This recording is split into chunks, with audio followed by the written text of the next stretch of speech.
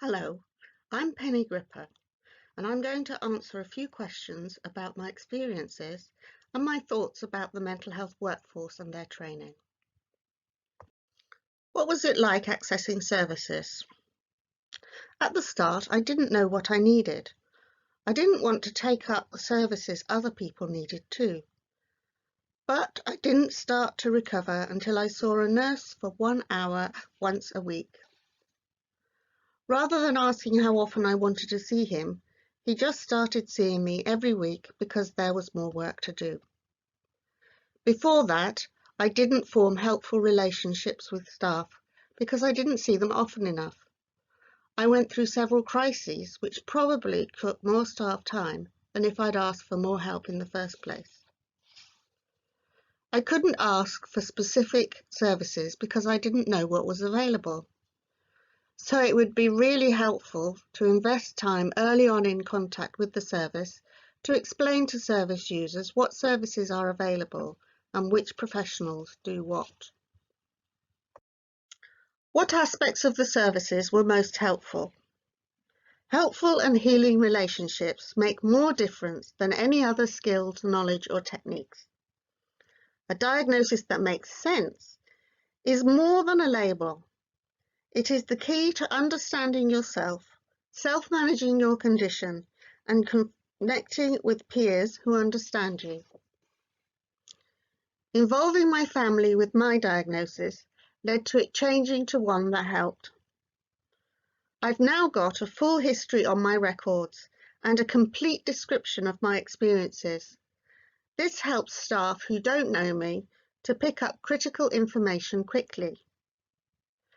Self-management training, especially peer-led, helped me enormously, as did coaching in how to use the new skills.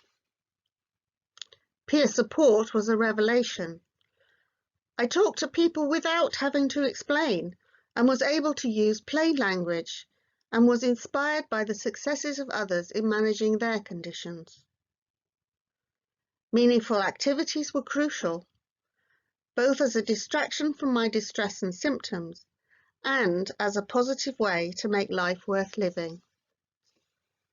Finally, a meaningful choice of treatments gave me a sense of control over my life. It gave me dignity and made me feel respected. What should the key priorities be for supporting mental health? Staff well-being and motivation massively improve service user experience. Better co-working with the third sector would prevent duplication and mixed messages. Access to peer support in all services would be transformational. Access to meaningful activities with options for those who can't cope in mainstream social settings is crucial. We need crisis care based on learning what helps the individual. And all professions and services need to be supported by service user involvement in the design and delivery of training to staff. More training of first responders in how to recognise and respond to mental health issues would improve the experience of emergency care and help develop parity between mental and physical health. How could services be improved? Getting the relationship right is critical. Staff need to be ready to accept when a relationship isn't working and to pass the service user on to a colleague.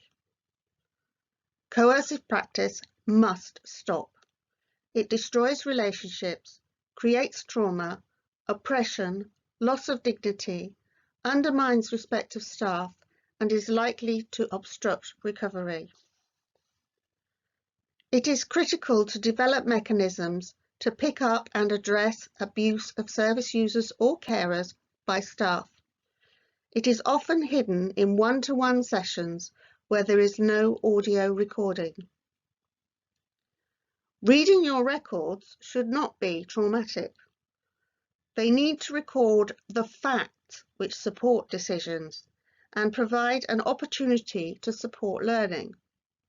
Staff need more training on good record keeping, and their records need to be reviewed to ensure good quality. No decision about us without us means no more meetings about someone when they are not in the room. This can only help to reduce mistakes. Picking up clinical errors more quickly is essential.